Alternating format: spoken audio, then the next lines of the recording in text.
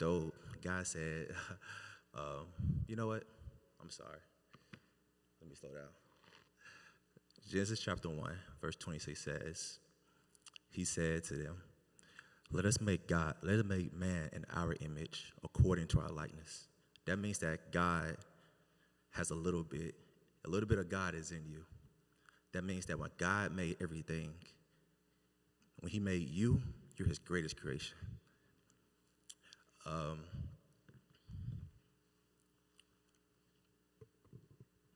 sorry. That doesn't mean you are made to be God or to be a God, but that means you're made to be like God. You are made in his image. Really think about that the God of the universe thinks great about you. So that means that it's naturally that we have attributes of God. Now, there's some that we don't share, like, being eternal. There's other attributes that we don't share, like being at every place at once. But there are attributes that we do share of God. One being just. See, God is a perfectly just God. So that justice that you feel, the fight for things that's right and the fight against that things are wrong, that's by design. That's not a mistake. That's by design. Another attribute that we share with God is that we are creative. I've seen you guys. I've been in the hallways. I've seen some things you created in those art classes. I've heard some of you guys' music. I've seen your prom pictures. You guys are very creative. It's natural, and that's not a shot. It's natural that the Creator created you, and it's natural that you're creative. That's just natural. Another attribute that I think is kindness. This is one I think we need to work on more. We should be more kind to each other. God is so kind.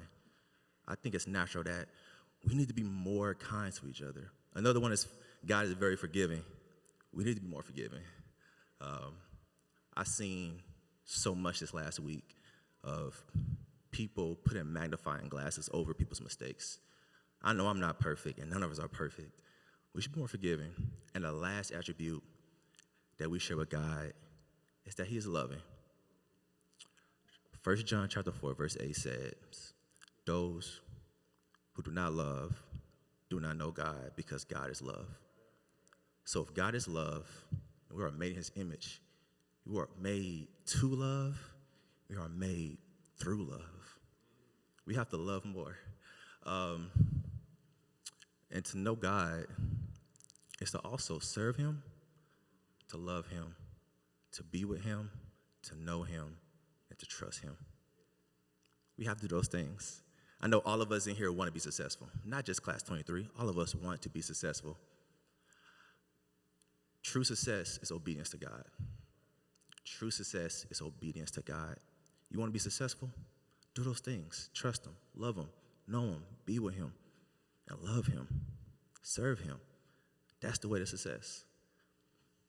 Another part of this responsive reading that I really love is the end where it says, I lift my eyes to the hills. Where does my help come from? Remember, your help comes from God, maker of heaven and earth. These words come from Psalms 121. I remember getting through a rough time of college through these words from Psalms 121. But let me take it a step further. Insert your name there. Insert your name. Where does my help come from? God, the maker, the creator, the Father of heaven, earth, and Chance, and Jamie, and Steve, and Kamar, and James, and Jayla. I don't know a Jayla that's a senior, but there's probably one here somewhere. God thinks the best of you. I know that for a fact. You will be challenged. You will come up short. But remember who you belong to, because that changes everything. Thank you guys so much. God loves you no matter what.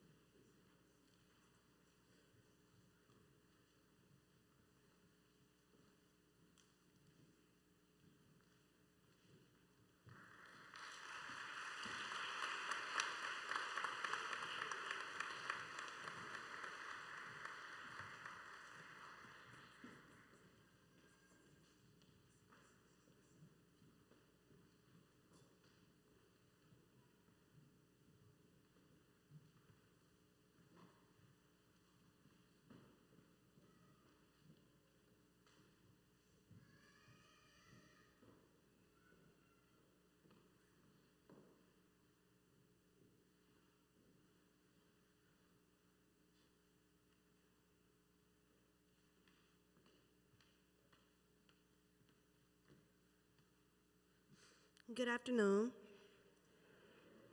My name is Lacey Johnson, and I have the pleasure of introducing our speaker for today, Minister Christopher Watson. Minister Watson is the director of Nexus Student Ministries at Mississippi Boulevard Christian Church under the leadership of Pastor J. Lawrence Turner. He is an alumnus of the Urban Youth Initiative as well as the DeVos Urban Leadership Initiative. While working with these programs, Minister Watson was trained to walk with the next generation of youth and adolescents in the Memphis area. A specialist in inner city communities, Minister Watson works tirelessly to bridge the gap between at-risk youth, the schools, and Christian discipleship. With over 17 years of experience with working with the next generation, he has a passion for helping young people to realize God's promises, life's purpose, and the unique passion. Ladies and gentlemen, please help me welcome our speaker to the stage, Minister Christopher Watson.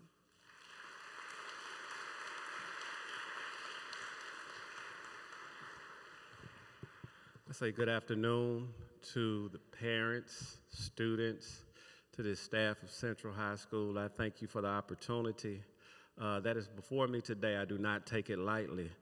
I can tell from the silence in here and the rumbling of the stomachs that you do not want me to be long. And so I will not hold you all today, but I just want to remind this senior class that there's a calling on your life, and that calling comes with God's promises. And so I want to speak from the life of Abraham. And for the sake of time, I want to point us to Genesis chapter 12, beginning with verse 1. And it reads like this. The Lord said to Abram, "Go from your country, your people, and your father's household, and go to the land that I will show you." In other words, leave your corner, your clique, and your comfort zone. I will make you into a great nation. I will bless you. I will make your name great. You will be a blessing to others. I will bless those who bless you. I will put a curse on anyone who puts a curse on you. All the nations on earth will be blessed because of you. So Abram went just as the Lord said, and he took Lot with him. Abram was 75 when he left Haran. He took his wife and his nephew Lot. He took all the people and possessions they had acquired in Haran. They started out for the land of Canaan, and they arrived there. Abram traveled through the land. He went as far as the large tree of Moreh at Shechem. At that time, the Canaanites were living there in the land. The Lord appeared to Abram at Shechem. He said, "I will give you this land to your family who comes after you." So Abram built an altar there to honor the Lord who had appeared to him. From there, Abram went towards the hill east of Bethel. He sets up his tent there. Bethel was to the west, and Ai was to the east. Abram built an altar and called on the name of the Lord. For our time together, I want to speak from this subject, y'all. Picking people and places on the path to the promise. Picking people and places on the path to the promise. This past February, LeBron James added to his list of accolades by surpassing Kareem Abdul-Jabbar as the NBA's all-time leading scorer. This sparked much debate about LeBron possibly being the greatest player of all time. Now, y'all, I myself am a Michael Jordan fan. When I was growing up, everybody wanted to do what? Be like Mike. But you cannot deny LeBron's greatness. So I took the liberty of researching some of LeBron's career highlights, and I came across the video of LeBron's greatest playoff game-winning buzzer beaters. And after viewing about 10 minutes of these highlights, I found one thing that they all had in common.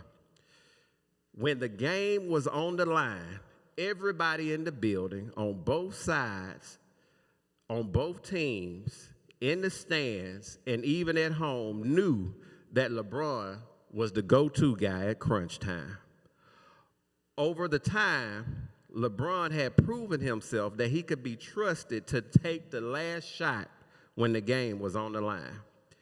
When the ball came to him, he knew exactly from where, when, and how he was going to shoot his shot.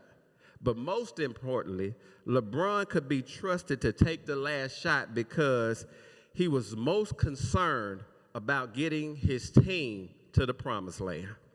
And this is what I want to talk about today to this class of 2023. I want to talk about you shooting your shot. I've come today to encourage you to be brave enough to shoot your shot. Now, I'm not talking about hollering at your wannabe boo. I'm not talking about that. But I mean be brave enough to pursue your dreams and ambitions and answer the call that God has on your life. God is looking for the next generation of leaders to rise up and make wrong the rights that we see. Make right the wrongs that we see in our society. He's looking for the go-to guys and the go-to ladies that he can trust with his blessings so that you can bless his people. God had a go-to guy in the Bible by the name of Abram, someone that he said he wanted to make a great nation out of, and someone who he said his name would be great. He wanted to bless him, and then he wanted to bless his people through him. But before God called Abraham, Abraham knew nothing of this God. He didn't know God, and he didn't know the plans that God had for his life. But God called Abraham because he knew that Abraham would answer when he called. I want to dispel this myth that God only looks for the extraordinary people to do great things through.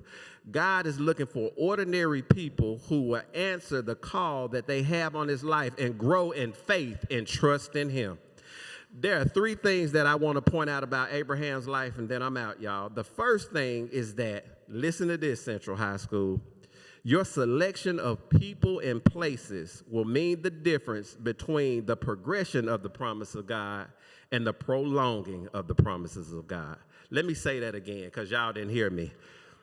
Your selection of people and places will mean the difference between your progression of the promise of God and the prolonging of promises of God. Verse 1 says that God told Abram to leave his country, his people, and his father's household. But verse 4 says that he left, but he took Lot with him. Let me say that again. Verse 1 says that God told Abram, leave your country, your people, and your father's household. But verse 4 says he went, but he took his nephew Lot with him. In other words, he left like God told him to, but he didn't leave behind what God told him to leave behind. Let me say this again because y'all ain't feeling me. When God is taking you to a new place, there are some people and places you're going to have to leave behind. God is taking you from a place that you have outgrown and taking you to a place that you're going to have to grow into. And so there are some habits, some mindsets, and even some people that you have outgrown that you're going to have to leave behind. The problem with Lot is that Lot carried a lot with him. And sometimes when you carry people with you that are carrying a lot, they block your view of what God has for you. And so I want you to look at somebody and say, don't take a lot with you. Travel light. The second thing, I'm on my second point already, y'all. The second thing is that you have to ask God to send you his location. Now, I did not say that you have to send God your location because that means you need God to come rescue you. But what I mean when I say send God your location is that the promises of God will only be in the places that God send you to, and you will receive them only if you're obedient when you get there. During your journey, you have to have a prayer life that is such that when you're asking God for something, You're asking him to put you in the right places at the right time so you can receive what's rightfully yours. The Bible says that God pitched his tent between Bethel and Ai. Bethel, y'all, means house of God. Ai means heaps of ruin. And Abram pitched his tent figuratively where he will spend the next 25 years of his life between pursuing the promises of God and ruining his chances of ever receiving the promises of God. But what I like about God is that when he promises you something, he doesn't take back his promise, but he will push back his promise until you're ready to receive his promise. Can I get an amen from somebody? And so the Bible says that he found himself in this place where he was pursuing the promises of God and ruining his chances of receiving the promises of God. And this is often where all of us find ourselves, between being loyal to God and being loyal to the world. But like Abram did, and he built a altar and he called on the name of the Lord when he found him in that place. And all I want to tell y'all is that you have to build in your life a place where you call consistently on the name of the Lord, because check this out. You cannot know your assignment in life if you're not in touch with the one who assigned you. And so number one, your selection of people and places will make the difference between you progressing towards the promises of God and prolonging the promises of God in your life. Number two is that you have to ask God to send you his location. In other words, you got to build for yourself a place where you consistently call on the name of the Lord and have conversations with God. But here's the last thing. I want to point out that faith is the only path that leads to the promises of God. Abram's dilemma, y'all, was that he had a promise, but he didn't see a path. But he had to grow to understand that it was not about what he saw, but it was about what God said. God said that he would make a great nation out of Abram, but Abram's wife was barren, which means she couldn't have any children. But God gets his glory by us trusting him in the midst of seemingly insurmountable circumstances. God gets his glory by us believing him to do what he said he's going to do. And God waited until Sarah and Abraham reached a level of faith where they knew that if it was going to be done, then God was going to have to do it. The promises of God will only come to pass through your obedience and by the hand of God himself. When God first called Abraham, check this out, his name was Abram, which means exalted father. But as he grew in his faith, he changed his name to Abram, which means father of many. And what that is saying is that God has to raise you in the faith before he can increase you, because you can't be big if little faith holds you hostage. And so God, over time, dealt with Abraham's faith. And Abraham's faith grew in God because even though he kept messing up, God kept showing up. They keep picking on my boy, Ja Morant. Keep picking on Ja Morant. Ja Morant's stupid. He did it again. How many of us have ever done it again?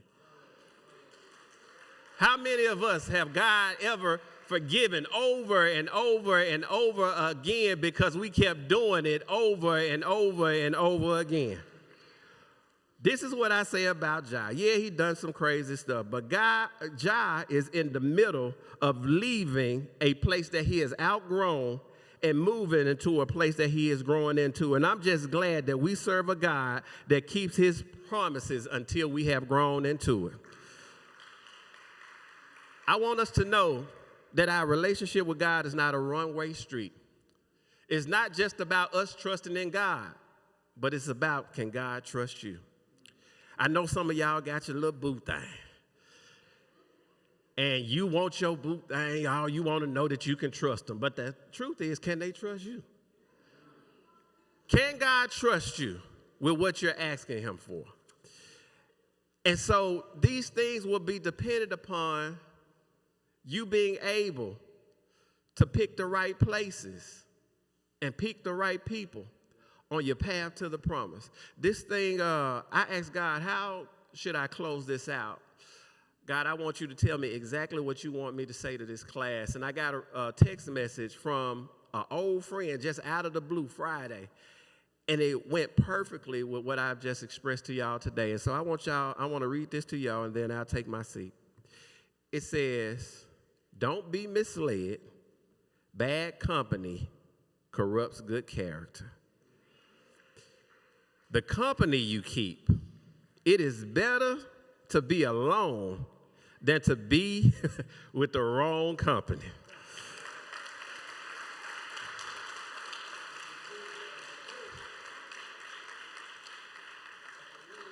Tell me your best friend. Show me who your best friend is, and I'll tell you who you are. If you run with wolves, you'll learn how to howl. But if you associate with eagles, you'll learn how to soar to great heights.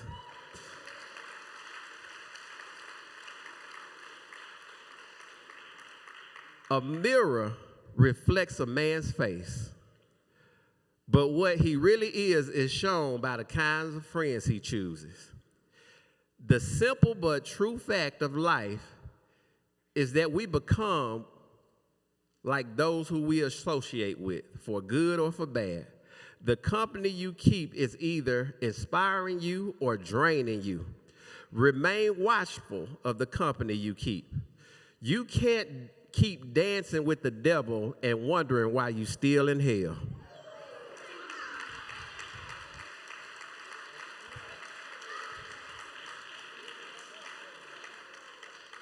When you hang out in the wrong places with the wrong people, you'll soon be doing the wrong things. Love yourself enough to surround yourself with people who respect you. The company you keep is a reflection of how you feel about yourself. Remember this, you are free to choose, but you're not free from the circumstances of your choices. Be mindful of who you allow around you. Some people aren't really your fan. They're just a fan of what you can do for them. And once you can no longer do for them, they're gone. This senior class of Central High School, class of 2023, my prayer is that you pick the right places and the right people on your path to the promise. Be blessed.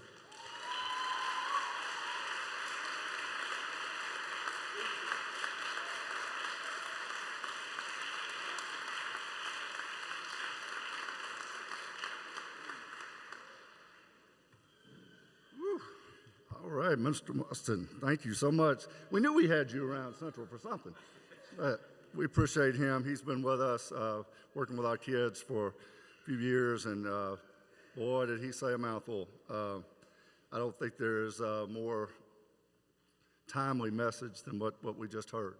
And, I know this is always one of my favorite activities. We've done this, I guess of the 19 years, 17 of them, COVID took away a couple of years of baccalaureate. Baccalaureate is very, very important. I hope that it continues after my time. I think it's very important now. Guess what? I'm out the door, so I can say whatever I want to say. They can't do nothing, and I'm using English. They can't do nothing. Okay, so just know. Okay. If there's any time that we need God back in our school or whatever, it's now. So this is an opportunity. This is an opportunity for those who want, it's voluntary, for those who want to come and to put God as the leader of the path that we're going to have going forward, as y'all are going to have. I think back on my long career. It could have went so many different ways. I think back, and you reflect more as you get to the end, as you get old, and you start thinking about, your first year of teaching and your first year of principaling and first year at Central and all that. You think of all the past that could have gone another direction, and life would have been a whole lot different. And God has blessed me He's led me, because it sure wasn't what I did, to be a part of this this school. 112 years people have been graduating from the high school. 112 years, people. There's no school like Central. Every year I get up here, I talk about the same message, and it's that H. They'll tell you, they've been through it, they're like, here he goes again. That H, you are part of the high school. In less than a week, you're going to be an alumnus of Central High School. I have been so blessed to have done so many reunions that have come back into the building, and I hope the next principal takes that and does that. That is so important, just letting them back in the building, walking around, the love that they have for this school. And sometimes you don't get it as much when you're in it, but you get it a little bit later. You are so blessed. When you say you graduated from Central High, it means something. It means something to the city, and people are going to look at you a little bit differently because we always do things the right way. We do it with class. We're going to continue that all the way through next week. Not everybody does that. It's important. We are lucky to fall in line with those 112 classes that have come through. It's 111, 112. It's a long time, okay? It's a long time. So you're wearing that H, even though it's not necessarily seen all the time. I told myself on my last one I'd come in and I'd have a T-shirt on underneath and I'd rip the shirt off and there'd be the big H, because I've said this for 17 years. But that H is with you wherever you go. Your family is with you wherever you go. They're bigger than the H by far. But this H and what we tried to do, and Lord knows, you haven't always loved what we've done. We haven't always loved what you've done. But it's part of the ride. And you've had a great, interesting 4 years. Interesting. Hopefully in a couple of years we can not have to say that anymore, because it has been. It's been a crazy, crazy high school career for y'all. But I think I can say this group has been nothing but to be proud of. After I kind of went and did the job where I was there, but I wasn't there, and I was working with other principals, and I came back last year in the middle of the year, really didn't know these kids. And that's not what I do. That's just not what I do. So it's taken a while to get that back. That's why I do what I do. That's why I left what I did to come back to what I do. And this group, just going with them to St. Louis, just seeing how they carried themselves, very proud to walk out with them next week. Very proud, okay?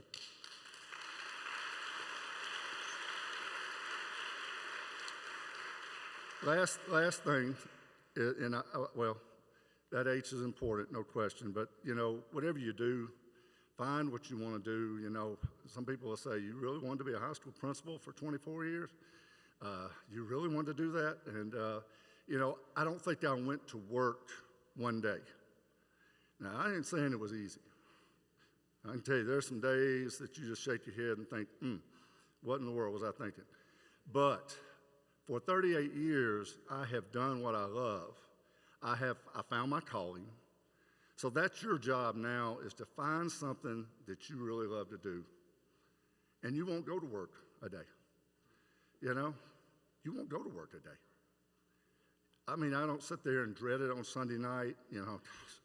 I sit back and think of my wife. She stayed home with the kids most of her professional career. So, she's working now. She didn't have a necessarily a calling. She dreads Sunday night because she's got to get up and go to work the next day. Find your calling, find what you want to do, and then go at it. I don't mean you have to be a straight A student. Lord knows I was not, okay? But find what you do and leave it out there on the field every day when you leave. That's what I've tried to do. I haven't done everything right. I haven't even come close to it. I've had a wonderful staff that keeps me in line and I've worked with these people a long time, and they've got on your nerves sometimes. They got on your nerves because I stay on theirs, okay? But, find your calling. Do it as hard as you can do it. Love what you do. And the last thing I would say is just love people. There's so much hate out in this world. You don't have to agree with people to love them. I can go out this door and walk 10 yards and find somebody that thinks totally different than I do. But we're messed up because our way is the only way, and we push people off when they don't go our way. You know, we need to love people. We need to enjoy life. Life's too hard. Life's too hard to not do that. So I pray that you do that, and I pray that you have a wonderful Saturday morning. I was thinking usually yesterday morning at 10 o'clock, it's usually our time. They slipped one on me, got my date back a week, but it's going to be kind of cool being the last graduation. We're the only ones in the building that day. What else could it be but the high school graduating by itself?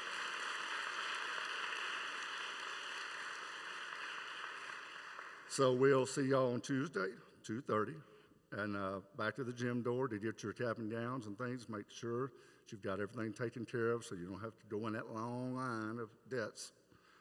Make sure you get everything taken care of. And then we'll practice on Wednesday morning at the Renaissance Center at 10 a.m. Please be on time for that. We only have a short amount of time. We do practice with people in front and behind us, so be on time for that if you would.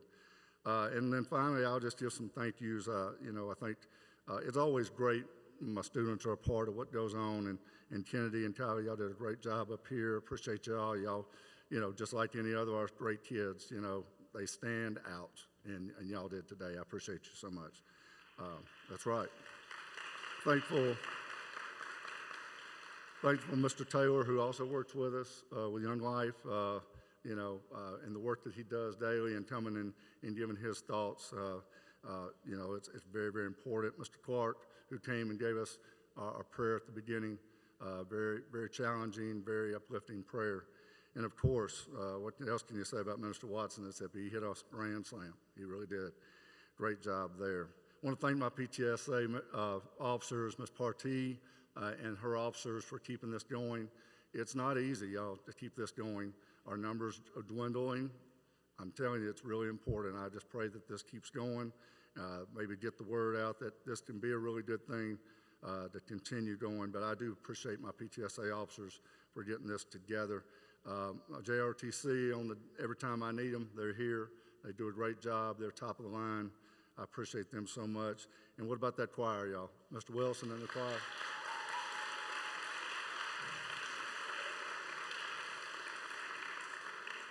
They had me boo-hooing the other night at their concert, but they're always great, always the best around, and they always set the tone for this, so we thank you so much for that.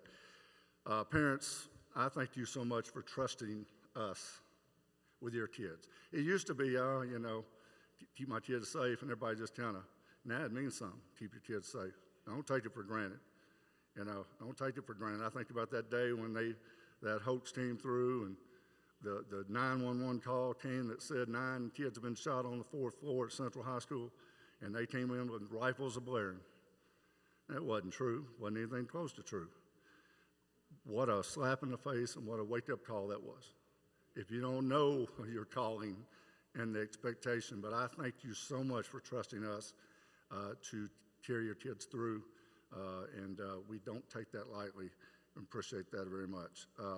And then, of course, my admin team here, outstanding. They've been with me for a long time, and I think the world of them. They are tremendous leaders, and they're my family. So definitely going to miss them, even though I'm not going to let them go totally. But and then finally, class of 2023. Just God be with you. Love you to death. Let's go Saturday morning. See house. We're going to walk out in class. We're going to walk out in style. We're going to walk out with our heads up high. We're going to walk out next Saturday morning. All right? We are. We are. All right? All right, so what we're going to do, again, don't forget your things next week now. Let's make sure we get all that taken care of, get everything together. Renaissance Center for the parents. Y'all, it's Memphis in May. I don't know what's going on next week, but no, it'll be crowded down there. Come early. Parking does not come free. Sorry, we don't have any control of that. We get 10 parking passes for the whole staff. So my staff's paying also. But come early, be there. The doors open at 9, and we'll start at 10 o'clock. And we're going to knock the roof off that place and celebrate. So we're going to recess out of here. And once we recess out, you can come out, take any pictures you want to have. Thank you so much for being here today. Love y'all.